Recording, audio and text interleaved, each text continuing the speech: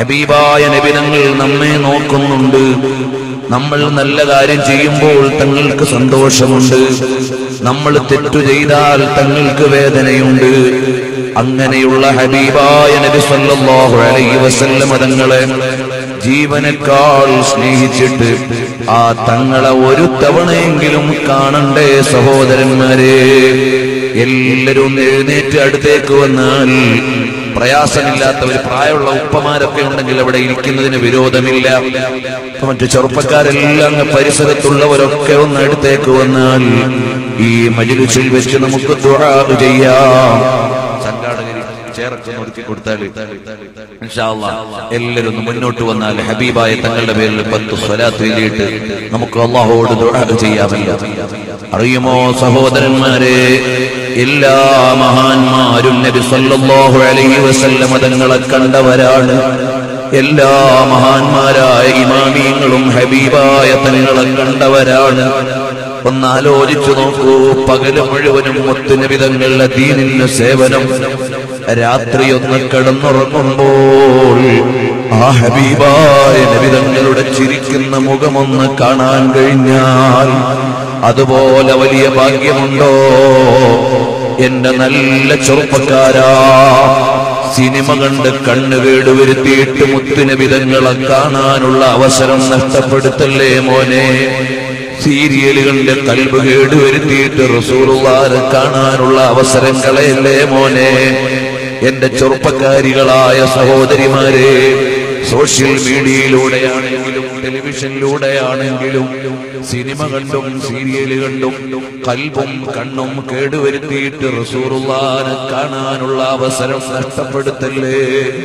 നമ്മളുടെ വ്യക്തി ജീവിതം മോശമായാൽ ഹബീബായ തങ്ങൾ നമ്മളെ കാണൂല. നമ്മളുടെ സ്വകാര്യ ജീവിതം വൃത്തികേടായാൽ ഹബീബായ തങ്ങൾക്ക് നമ്മളോട് ഇഷ്ടം വരൂല. കണ്ടില്ലേ, ഇമാം ബുഖാരി തങ്ങൾ കിടന്നുറങ്ങുകയാണ്. ആരാണ് ഇമാം ബുഖാരി തങ്ങൾ? ലക്ഷക്കണക്കിന് ഹദീസ് മനഃപ്പാഠമാക്കിയ മഹാനാണ്. വാപ്പ വലിയ സമ്പന്നനായിരുന്നു. ആ സമ്പന്നനായ വാപ്പയ്ക്ക് വേണമെങ്കിൽ മകനെ കച്ചവടത്തിന് വിടാമായിരുന്നു, അല്ലെങ്കിൽ ആ സമ്പത്ത് ഉപയോഗിച്ച് ഉമ്മയ്ക്ക് മകനെ കച്ചവടത്തിന് വിടാമായിരുന്നു. പക്ഷേ ആ സമ്പത്ത് മുഴുവനും മകനാകുന്ന പണ്ഡിതനും സമ്പന്നനുമായ ഉപ്പാന്റെ സമ്പത്ത് കിട്ടിയ മുഹമ്മദ് ബിൻ ഇസ്മാഈൽ അൽ ബുഖാരി റഹിമഹുല്ലാഹ് ആ സമ്പത്ത് മുഴുവനും ചെലവഴിച്ചത് മുത്തുനബി തങ്ങളുടെ ഹദീസ് പഠിക്കാനാണ്. ഹദീസ് നേടാൻ വേണ്ടി ലോകത്ത് മുഴുവനും സഞ്ചരിക്കാനാണ്. വളരെ കഷ്ടപ്പെട്ട് യാത്ര ചെയ്തു. ഒരു ഹദീസ് ഒരു നാട്ടിലുണ്ടെന്നറിഞ്ഞാൽ അവിടേക്ക് പോയി ആ ഹദീസ് പഠിച്ചുപോയി. സർവത്ര നീതിയോടെ ഹദീസ് പഠിച്ചു. 7000 ചില്ലാനം ഹദീസ് സഹീഹുൽ ബുഖാരിയിൽ എഴുതിയപ്പോൾ ഓരോ ഹദീസും ഇന്ന അധ്യായത്തിൽ വെക്കണോ വേണ്ടേ എന്ന് തീരുമാനിക്കാൻ 2 റക്അത്ത് സുന്നത്ത് നിസ്കരിച്ചു. അങ്ങനെ 15000 റക്അത്ത് സുന്നത്ത് നിസ്കരിച്ചു സഹീഹുൽ ബുഖാരി എഴുതുമ്പോൾ. അങ്ങനെയുള്ള ഇമാം ബുഖാരി തങ്ങൾ സഹീഹുൽ ബുഖാരി എഴുതാനുള്ള കാരണം എന്താണെന്ന് അല്ലാമ ഇബ്നു ഹജർ തങ്ങൾ, ഇമാമുൽ ഖസ്തലാനി റഹിമഹുല്ലാഹ്, അതുപോലെ തന്നെ ഇമാമുൽ ഖുറാനി റഹിമഹുല്ലാഹ് തുടങ്ങിയുള്ള മഹാന്മാരെല്ലാം എഴുതിയപ്പോൾ കാണാം ഒരിക്കൽ ഹബീബായ തങ്ങളെ കാണുകയാണ്. അവിടുന്നതാ ഒരു വിശറി കൊണ്ട് ഫാനിന് പകരം നമ്മൾ കാറ്റുകൊള്ളാൻ ഉപയോഗിച്ചിരുന്ന കൈകൊണ്ട് കാറ്റുകൊള്ളിക്കുന്ന സാധനമുണ്ടല്ലോ, ആ വിശറി കൊണ്ട് ഇങ്ങനെ വീശിക്കൊടുക്കുന്നതാണ് കാണുന്നത്. എന്താണ് അതിന്റെ വ്യാഖ്യാനമായി മഹാന്മാര് പറഞ്ഞത്? നബി സല്ലല്ലാഹു അലൈഹി വസല്ലം തങ്ങളുടെ ഹദീസിന്റെ മേഖലയിൽ സംരക്ഷണം നൽകാനുള്ള സേവനം ചെയ്യുന്നു എന്നതിന്റെ ഉദാഹരണമാണ്. ഹബീബായ നബി സല്ലല്ലാഹു അലൈഹി വസല്ലം തങ്ങളെയും ഇമാം ബുഖാരി തങ്ങളെയും സ്വപ്നം കാണുന്നു. മുത്തുനബി തങ്ങൾ കാല് വെച്ച് നടക്കുന്ന ഓരോ കാൽപാദവും ഇമാം ബുഖാരി തങ്ങൾ ഒരടി തെറ്റാതെ പിന്തുടരുന്നതായി കാണുന്നു. എന്തേ ഇതിന്റെ വിശദീകരണം? നബി സല്ലല്ലാഹു അലൈഹി വസല്ലം തങ്ങളുടെ ഹദീസിന്റെ സേവനമാണ്. അതേ ഇമാം ബുഖാരി റഹിമഹുല്ലാഹ് ഒരുപാട് തവണ ഹബീബായ തങ്ങളെ കണ്ടെന്ന് മാത്രമല്ല, ഒരിക്കൽ കഅബയുടെ തണലിൽ ഇരുന്നുകൊണ്ട് കിതാബ് വായിക്കുന്ന ഒരു മഹാനോട് ഉറക്കിൽ വന്നുകൊണ്ട് നബി തങ്ങൾ ചോദിച്ചു, അല്ല നിങ്ങൾ എന്തേ എന്റെ കിതാബൊന്ന് വായിക്കാത്തത്? അപ്പോൾ ചോദിച്ചു, അല്ല തങ്ങളെ, തങ്ങളുടെ കിതാബ് ഏതാണ്? എന്റെ കിതാബാണല്ലോ അൽ ജാമിഉസ് സഹീഹ്, ഇമാം ബുഖാരി തങ്ങൾ ക്രോഡീകരിച്ച ജാമിഉസ് സഹീഹ് എന്റെ കിതാബാണ്. അതെന്തേ നിങ്ങളൊന്ന് വായിക്കാത്തത് എന്ന് ഹബീബായ നബി സല്ലല്ലാഹു അലൈഹി വസല്ലം തങ്ങൾ ചോദിക്കുകയാണ്.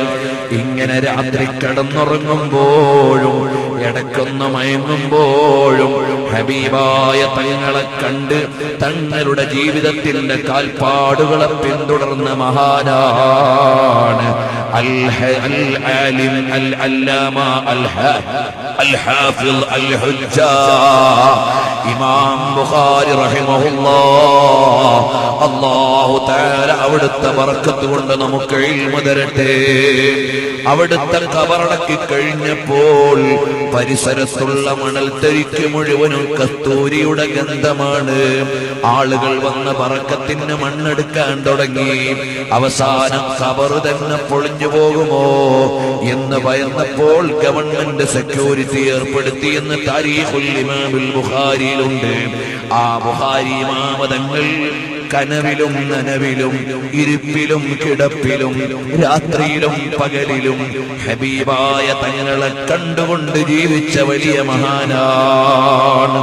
അവിടുത്തെ ഗുരുവര്യരുടെ ഗുരുവര്യരായ നമ്മുടെ മദ്ഹബിന്റെ ഇമാമായ ഇമാമുന ശാഫിഈ റഹിമഹുല്ലാഹ് പേര് പറയുമ്പോൾ തന്നെ എന്തൊരു അഭിമാനമാണ്. ഈ മഹാന്മാരുടെ എല്ലാം പേര് പറയുമ്പോൾ തന്നെ എന്തൊരു അഭിമാനമാണ്. ആ ഇമാമുന ശാഫിഈ റഹിമഹുല്ലാഹ് എല്ലാ രാത്രിയിലും എന്ന പോലെ നബി സല്ലല്ലാഹു അലൈഹി വസല്ലം തങ്ങളെ കാണുകയാണ്. ചിലപ്പോ തങ്ങളോട് പറയും, തങ്ങളെ എനിക്കിന്ന വിഷമമുണ്ട്, എനിക്കിന്ന പ്രയാസമുണ്ട്.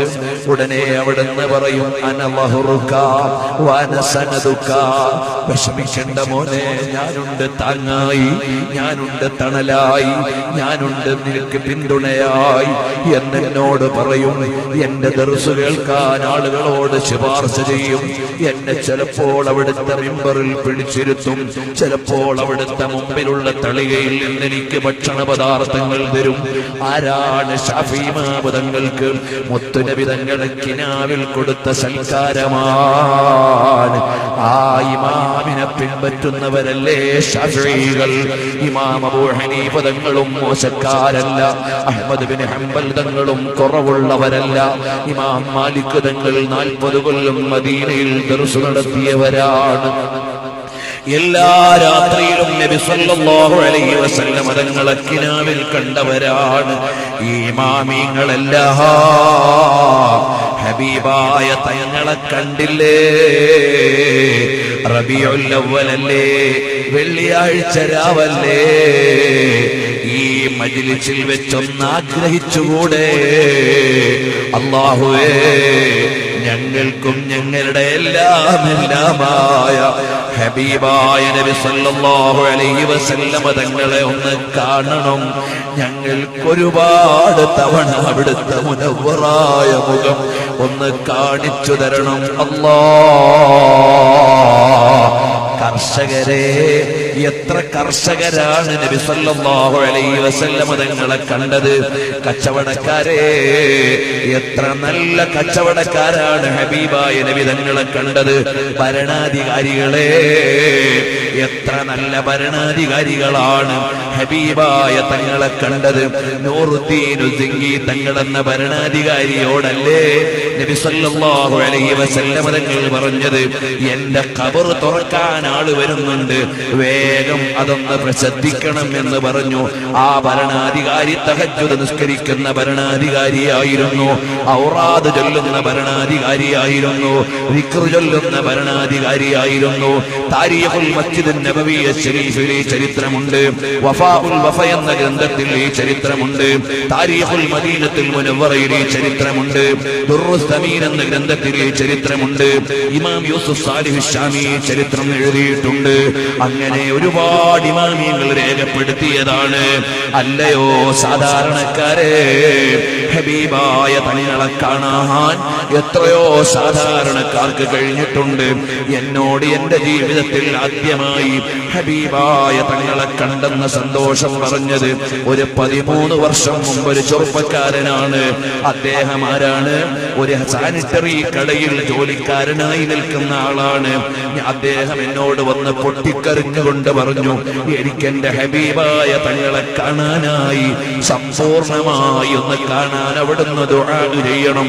ഞാൻ അദ്ദേഹത്തോട് കണ്ട രംഗങ്ങളെല്ലാം ചോദിച്ചു. പിന്നീട് ഞാൻ അദ്ദേഹത്തെ കുറിച്ച് അന്വേഷിച്ചപ്പോൾ നല്ല വ്യക്തി ജീവിതമുള്ള ആളാണ്, നന്നായി സ്വലാത്ത് ചൊല്ലുന്ന ചെറുപ്പക്കാരനാണ്, നല്ല ചിട്ടയിൽ ജീവിക്കുന്ന ആളാണ്, ജമാഅത്ത് മുടക്കാത്ത ആളാണ്, ഒഴിവുള്ള സമയം മുഴുവനും സ്വലാത്ത് ചൊല്ലുന്ന ആളാണ്. അല്ലാഹു അദ്ദേഹത്തിനും നമുക്കും ബറക്കത്ത് ചെയ്യട്ടെ. പിന്നെ ഏതെല്ലാം മേഖലയിലുള്ളവരാണ്, എത്ര ഉമ്മമാരാണ് സ്വലാത്ത് ചൊല്ലുന്നതായി കാണുന്നു അറിയുമോ? ചെറിയ പെരുന്നാളിന്റെ അന്ന് വഫാത്തായ ഇമാം ബുഖാരി തങ്ങളെ അക്കാലഘട്ടത്തിലുള്ള വലിയ ഒരു മഹാൻ നോക്കിയപ്പോൾ നബി സല്ലല്ലാഹു അലൈഹി വസല്ലം തങ്ങളെ കാണുന്നു. തങ്ങളോട് ചോദിച്ചു, തങ്ങളെ ആരെയാണ് കാത്തു നിൽക്കുന്നത്? അതേ മുഹമ്മദ് ബിൻ ഇസ്മായിൽ ബുഖാരി വരാനായി ഞങ്ങൾ കാത്തിരിക്കുകയാണ്. അതേ സമയത്താണ് ഇമാം ബുഖാരി തങ്ങൾ വഫാത്തായത് എന്ന് താരീഖിന്റെ ഗ്രന്ഥങ്ങളിൽ ഉണ്ട് കേട്ടോ. അങ്ങനെ എല്ലാ മഹാന്മാരും ഹബീബായ തങ്ങളെ കണ്ടു. ഏത് മേഖലയിലുള്ളവരും സ്വലാത്ത് ചൊല്ലി മഹബ്ബത്ത് വെച്ചുകൊണ്ട് മുത്തുനബി തങ്ങളെ കാണാൻ കഴിഞ്ഞിട്ടുണ്ട്. റബീഉൽ അവ്വലിലെ ഈ വെള്ളിയാഴ്ച രാവിൽ ഇവിടെ ഒരുമിച്ച് കൂടിയ നിങ്ങളോട് വലിയ ഇൽമു പറയാൻ ഞാനൊരു ആലിമല്ല, തഖ്വയിലേക്ക് നിങ്ങളെ ഉപദേശിക്കാൻ ഞാനൊരു മുത്തഖി ആയിട്ടുണ്ടോ? ഞാൻ എന്റെ കാര്യത്തിൽ തന്നെ വലിയ ബേജാറിലാണ്. കാരണം എന്റെ കയ്യിൽ വലിയ അമലുള്ള ആളല്ല. غير تقي يأمر الناس بالتقى طبيب يداوي الناس وهو عليل. തഖ്വയില്ലാത്തവൻ ജനങ്ങളെ തഖ്വയിലേക്ക് വിളിച്ചാൽ രോഗി ഡോക്ടറായി ചമയം പോലെ ഇരിക്കുമെന്നല്ലേ പറഞ്ഞത്? അല്ലാഹു നമ്മളെ നന്നാക്കി തരട്ടെ. അതുകൊണ്ട് ചെറുപ്പക്കാരികളെ, മൊബൈലിൽ നിന്ന് വൃത്തികെട്ട ക്ലിപ്പൊക്കെ ഒഴിവാക്കണേ. വാട്സപ്പിലായാലും ഫേസ്ബുക്കിലായാലും അനാവശ്യമായ ഒന്നും കാണല്ലേ, ഒന്നിലും ഇടപെടല്ലേ, വൃത്തികേടിന് വേണ്ടി സമയം ചെലവഴിക്കല്ലേ. സ്വലാത്ത് നന്നായി ചൊല്ലണേ. രാത്രി ഉളൂവോടുകൂടി സ്വലാത്ത് ചൊല്ലിയിട്ട് നിങ്ങൾക്കിനി എന്തെങ്കിലും കേട്ടുകൊണ്ട് ഉറങ്ങണമെങ്കിൽ നന്നായി മുത്തുനബി തങ്ങളുടെ മദ്ഹാകുന്ന ബുറുദ വെച്ചോ, അവിടുത്തെ നഅ്ത് ശരീഫ് വെച്ചോ. എന്നിട്ടിങ്ങനെ സ്വലാത്തിലായി അങ്ങ് ഉറങ്ങട്ടെ. അങ്ങനെ കിടക്കുമ്പോൾ അതാ അതിഥിയായി വരാനുള്ളതാരാണ്? എന്തൊരാനന്ദമാണ്, എന്തൊരു സുഗന്ധമാണ്, എന്തൊരു സൗന്ദര്യമാണ്, എന്തൊരാനന്ദമാണ്.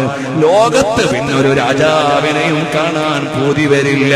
ലോകത്ത് പിന്നൊരു നേതാവിന്റെ മുമ്പിലും ചെല്ലാൻ മോഹം വരില്ല. അങ്ങനെയുള്ള തികവിന്റെ നേതാവായ, സമ്പൂർണതയുടെ നേതാവായ മുഹമ്മദുർ റസൂലുള്ളാഹ് സ്വല്ലല്ലാഹു അലൈഹി വസല്ലം തങ്ങളെ കണ്ടുകൊണ്ട് അവിടുത്തെ മദീനയെ ആസ്വദിച്ചുകൊണ്ട് നമുക്കൊന്ന് കിടക്കണം, നമുക്കൊന്ന് ഉറങ്ങണം, നമുക്കൊന്ന് ഉണരണം, നമുക്കൊന്ന് ജീവിക്കണം. ഒരു ദിവസം നമ്മളെല്ലാം ഇവിടെ നിന്ന് യാത്രയാകും. അന്ന് മുത്തുനബി തങ്ങൾ നമ്മളെ ഖബറിൽ ആശ്വസിപ്പിക്കാൻ വേണം.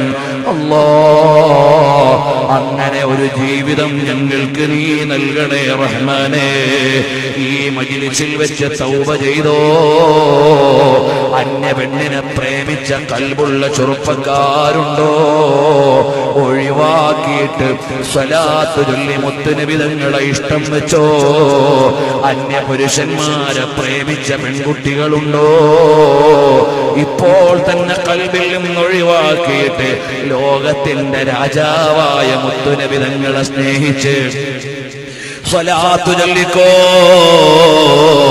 അവസാനം അല്ലാഹ് പരലോകത്ത് ചൊല്ലുമ്പോ ഹബീബായ തങ്ങളുടെ ചാരത്ത് ചെല്ലാൻ എനിക്കർഹതയുണ്ടോ?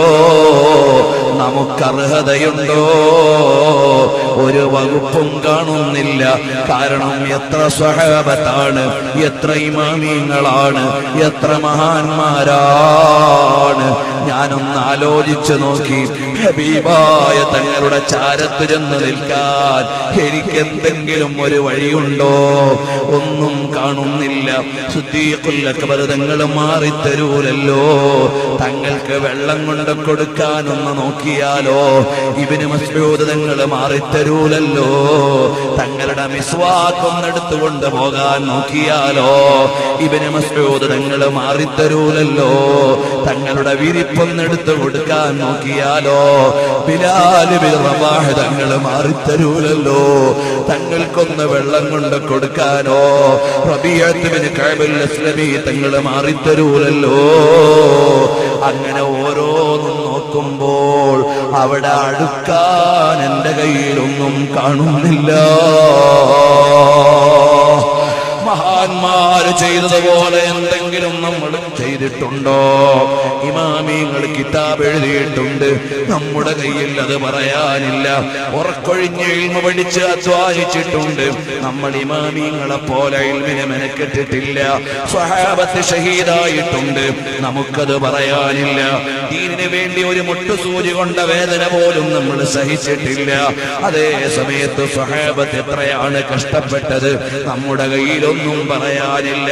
ഇനി രക്ഷപ്പെടാൻ ഒരു വഴി എന്താണ്? അവസാനം കാണുന്ന ഒരു മാർഗം, അല്ലാഹ് ഞങ്ങളുടെ ഹബീബായ തങ്ങള് ലിവാഉൽ ഹംദും വഹിച്ചുകൊണ്ട് സ്വർഗത്തിലേക്ക് നടന്നു പോകുന്ന വഴിയിൽ ഞങ്ങളെ ഒന്ന് കിടത്തി തന്നാൽ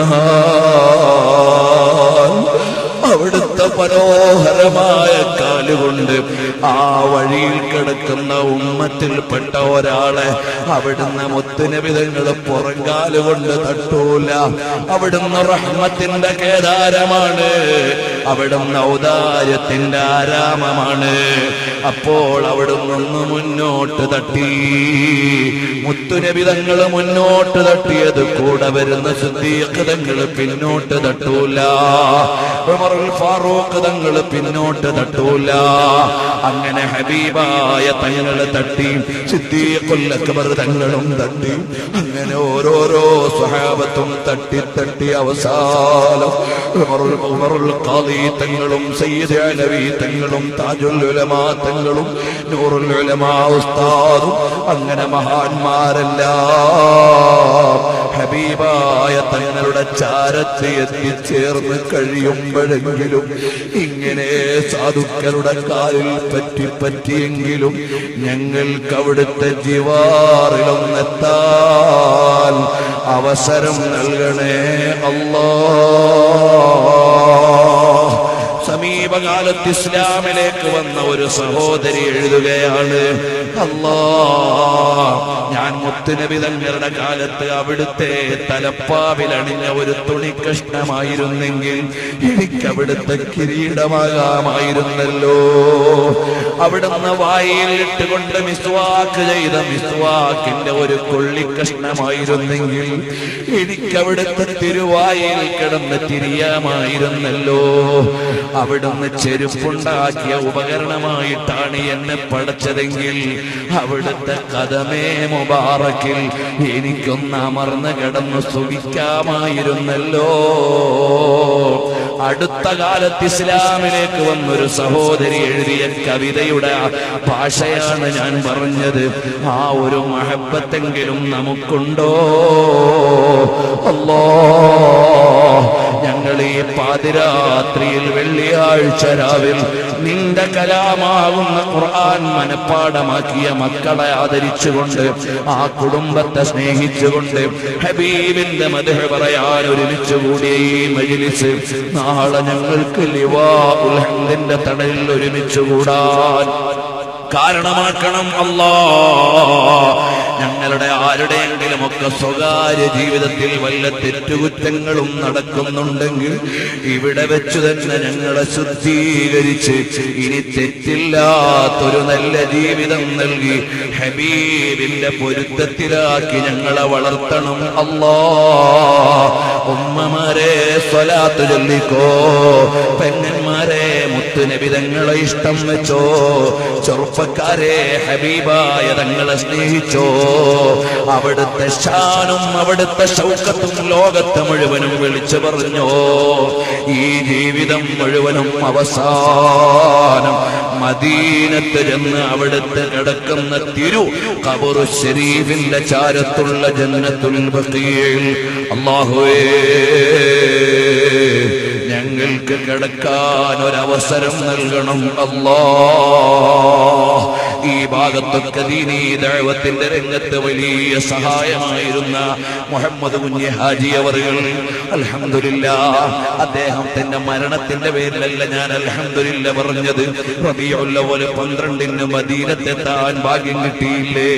പരിശുദ്ധമായ കഅബത്തിന്റെ ചാരത്ത് വെച്ച് ലോകത്തോട് വിട പറഞ്ഞില്ലേ?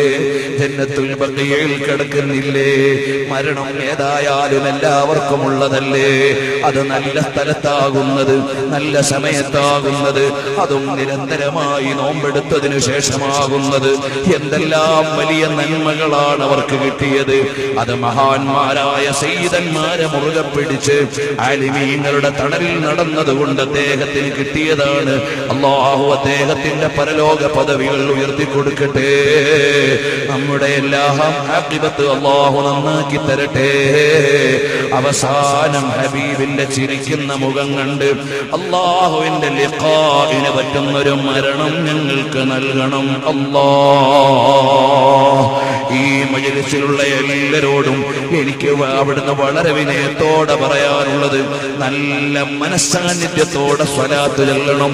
എന്നിട്ട് മുത്തുനബി തങ്ങൾക്കൊന്ന് സലാം പറയണം. ഈ മജ്ലിസിൽ വെച്ചൊന്ന് ദുആ ചെയ്യണം. ഖാലിഖായ റബ്ബ് ഔദാര്യവാനാണ്. അവൻ നമ്മളെ വിട്ടൊഴിഞ്ഞ് കളയില്ല. അവൻ വലിയ കാരുണ്യമുള്ളവനാണ്. നമ്മൾ വസീലയാക്കുന്നത് മുത്തുനബി തങ്ങൾ എന്ന കേദാരത്തെയാണ്. ഉമ്മ പെങ്ങന്മാരെ, ഈ രാത്രി നമുക്ക് നാളെ പരലോകത്ത് സന്തോഷിക്കാൻ പറ്റുന്ന രാത്രിയാകണം. തഖ്വ വർദ്ധിക്കുന്ന രാത്രിയാകണം. ഈമാനേറുന്ന രാത്രിയാകണം. ഹറാമായ ഒരു കാഴ്ചയിലും പെടല്ലേ. അന്യപുരുഷന്മാരോട് ഇടകലർന്ന് ഈമാൻ കളയല്ലേ. തഖ്വയോടെ ജീവിക്കണേ.